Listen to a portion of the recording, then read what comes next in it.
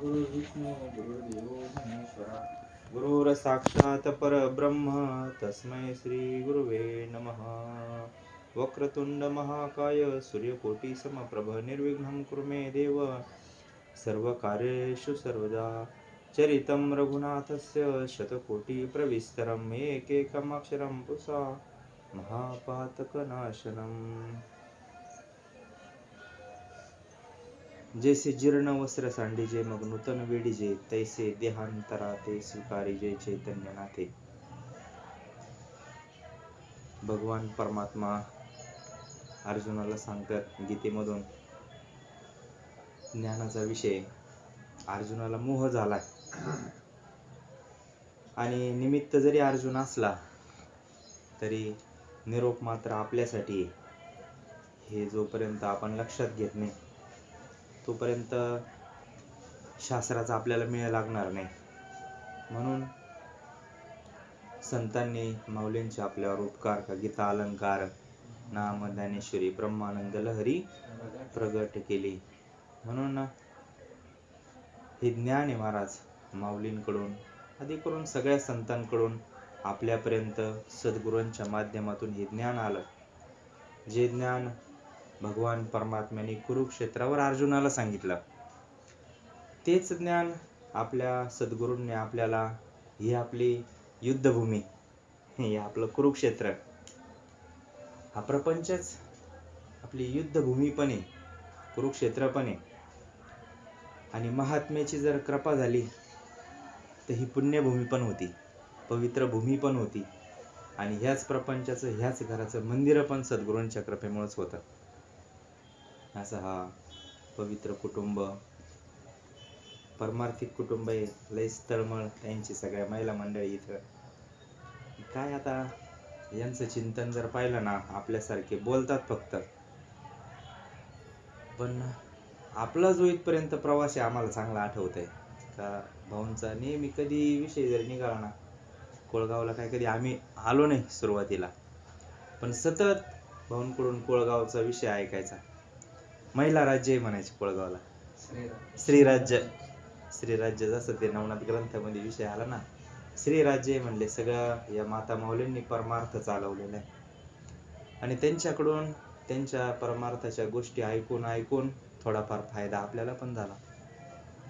म्हणून हे फार सात्विक मंडळी आहे, सात्विक परिवार आहे. आताच भाऊ सांगत होते का आपल्याकडे येत होती तिकडं बाबा चिंचपूरला, हा कैलासवासी बळीराम राजा डोंगडे, तर ते कायम यायचे तिकडं.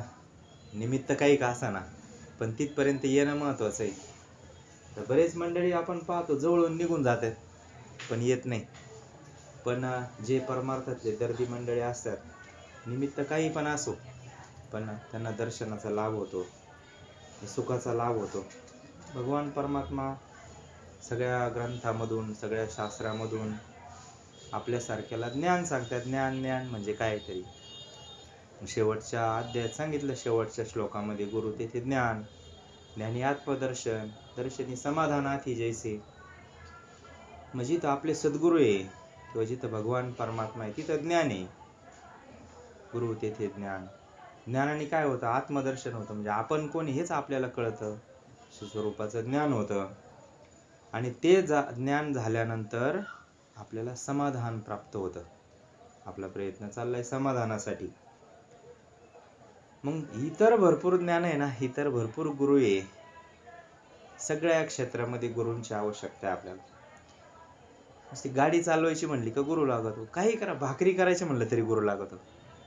कोणीतरी मार्गदर्शन करणार पाहिजे. तशी भाकर जमती का? नाही जमत. नवीन माणसाला, नवीन एखादी ताई असली भाकर करायला बसली, तिला जमणार नाही. मग तिला ती प्रक्रिया सांगावं लागते. मग व्यवहारात पण भरपूर गुरु आहे ना. त्या गुरूंच्या ज्ञानाने का समाधान होत नाही आपल्याला कायमस्वरूपी? आता आजपर्यंत आपल्या वयाचा हिशोब जर केला, असंख्य गुरु आपल्या जीवनामध्ये आले. चांगला रस्ता दाखवणारे पण आहे, चुकीचा रस्ता दाखवणारे पण गुरु येतात.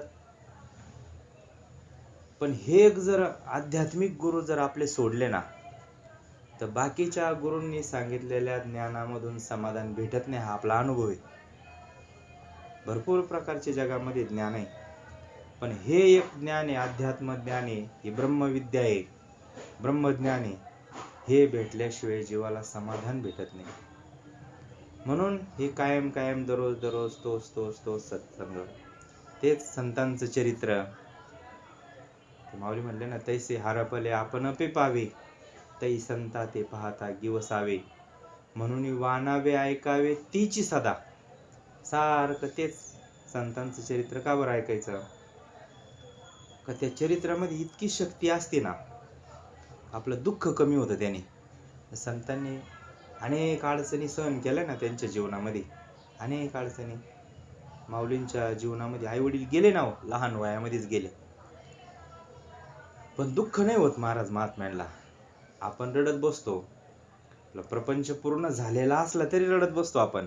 एखादी व्यक्ती आता साहजिक आहे, कारण हे उभं करताना प्रत्येकाचा त्याच्यामध्ये हात लागलेला असतो, सगळं इथपर्यंत आणण्यासाठी. म्हणून साहजिक आहे थोडी आठवण येणं, थोडं दुःख होणं. पण ते दुःख कमी होण्यासाठी, त्याचं यथार्थ ज्ञान होण्यासाठी शास्त्राची आवश्यकता आहे. मग अर्जुनाला पण तोच मोह झाला होता आपल्यासारखा. आपल्याला जे दुःख झालं ते त्याला दुःख झालं होतं. मग भगवान परमात्मा इथं ते ज्ञान सांगतात अर्जुनाला, बाबा याच्यातून तुला बाहेर यायचं असेल तर मग काय पर्याय, दुःख जर हलकं करायचं असेल तर मग दृष्टांत देऊन माऊली सांगतात, जैसे जीर्ण वस्त्र सांडीजे, मग नूतन विडीजे, तैसे देहांतरा ते स्वीकारीजे चैतन्य नाथे. हा संतांचा, भगवंताचा मूळ निरोप आहे, आपल्याला सिद्धांत आहे. दुःखाचं कारण काय? का शरीराला माझं म्हणलं, मी म्हणजे शरीर, हा आपल्याला भ्रांती झाली महाराज. आणि मग संत काय करतात, भ्रांतीपासून हिरतले, गुरुवाक्य मन धुतले, आत्मस्वरूपी घातले हरून. या संत आपल्याला ते ज्ञान करून देतात की बाबा शरीर म्हणजे तू नाही, आतली वस्तू म्हणजे तुझं स्वरूप आहे खरं. आणि ते जोपर्यंत आपल्याला कळत नाही तोपर्यंत आपल्या जीवनातलं दुःख कोणत्याच पर्यायाने जात नाही. म्हणून असा सोप्या भाषेमध्ये परमार्थ संत आपल्याला सांगतात. दृष्टांत देतात माऊली, एखादा कपडा आहे अंगावरचा, बऱ्याच दिवस घातला आता तो, आणि तो जुना झाला, फाटायला लागला. मग आपण काय करतो, तो कपडा सहजच टाकून देतो आणि नवीन एखादा कपडा त्याला शिवून अंगावर परिधान करतो. मग उलट जुनं टाकून देताना आपल्याला दुःख होतं का? नाही, कारण तो जीर्ण झालेला आहे. आता तो जीर्ण झाला, त्याचं वय झालं, म्हणून त्याला सहज टाकून देणं हे व्यावहारिक दृष्ट्या योग्य आहे. आणि परत नवीन कपडा परिधान करणं हे पण योग्यच आहे. तसं हे जे आपलं स्वरूप आहे, आत्मा हे आपलं स्वरूप आहे. त्याचा पुढचा श्लोक आहे, नैनम छिदन्ति शस्त्राणि, नैनम दहती पावक, न चैनम क्लेदयन तापो, न शोषयती मारुत. हे आत्मतत्व असं आहे म्हटले, तर त्याला शस्त्र काही करत नाही, त्याला अग्नी काही करत नाही, त्याला पाणी काही करत नाही, त्याला वारा, त्याला कोणतीच शक्ती मारू शकत नाही मारा. असं ते तत्व आहे. आणि मग ते काय करतं, देह ठेवतो, म्हणजे आपण काय करतो, ते आत्मासारखं शरीर बदलतो.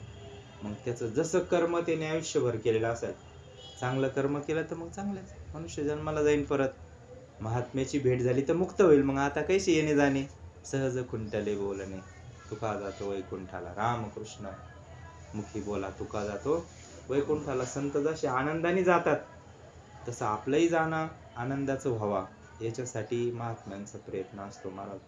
म्हणून हे अनुग्रह आहे, माळे, परमार्थ आहे, दिंडीवारी कशासाठी करायचं?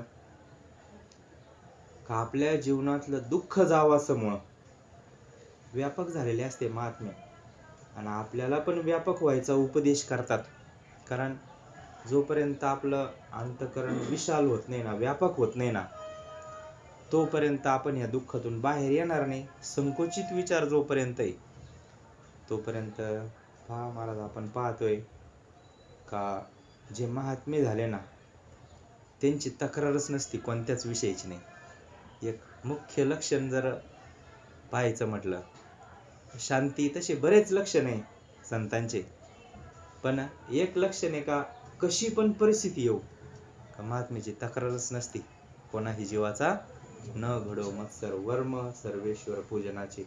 विष्णुमय जग वैष्णवांचा धर्म, भेदा भेद भ्रम अमंगळ.